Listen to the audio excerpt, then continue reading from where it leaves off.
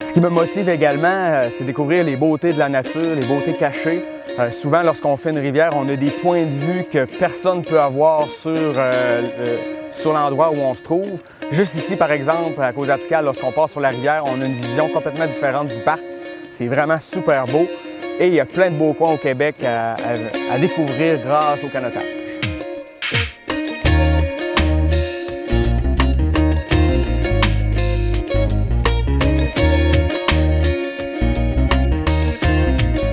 Bonjour, je m'appelle Olivier Bergeron, j'ai 38 ans, je viens de Causa-Piscale, je suis enseignant au secondaire en sciences et je suis ambassadeur pour les plans d'eau et le vélo au mois de juillet. Je pratique le canot particulièrement dans la Matapédia, mais un peu partout au Québec également, surtout dans la période du mois de mai ou juin.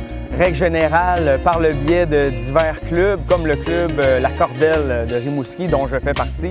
Il y a des sorties à toutes les fins de semaine, parfois des sorties en semaine, mais c'est principalement les fins de semaine qu'on pratique le canot d'eau vive. J'ai commencé à faire du canot assez jeune, c'est mon père qui m'a initié à ça, puis c'était des expéditions qu'on faisait de fin de semaine. De plus en plus, j'ai commencé à faire des plus longues expéditions, partir plus loin, découvrir des nouvelles rivières.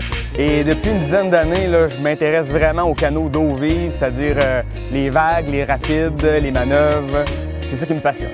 Ce qui me motive le plus à faire du canot, évidemment, à part découvrir des nouvelles rivières, puis des régions, puis des gens, bien évidemment, c'est l'adrénaline que ça peut donner, la recherche d'aventure, la recherche de nouveaux défis, s'améliorer, puis se dépasser. Les conseils que je pourrais donner pour quelqu'un qui veut pratiquer le canot en eau vive ou en eau calme, évidemment, c'est d'être sécuritaire, toujours porter sa veste de flottaison individuelle, évidemment.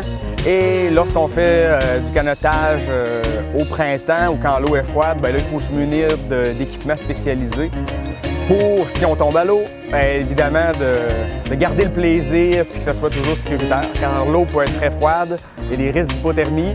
Fait qu'on est bien équipé, puis c'est là qu'on s'amuse. Les avantages que je vois à faire du canot, bien évidemment, c'est le contact avec la nature. On est toujours à l'extérieur, puis ça, évidemment, pour le moral, c'est très bon.